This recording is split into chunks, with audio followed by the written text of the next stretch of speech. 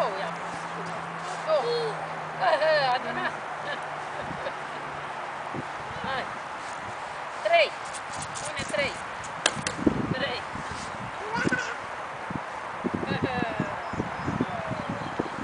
Hai.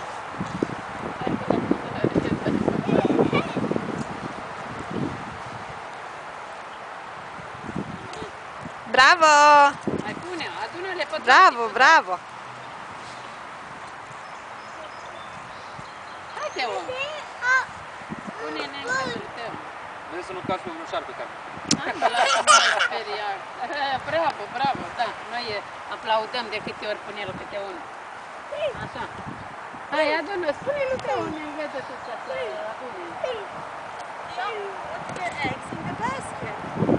Put the eggs in the basket. Yeah. Încă ne pune în amândouă. Bravo! Așa, mai adună, hai că tu ești harnic. Adun totul. Put the eggs. Put the eggs in the basket. Which one is your basket, Theo? Theo, put the eggs in the basket. Bravo! Au! Look, Anthony's doing.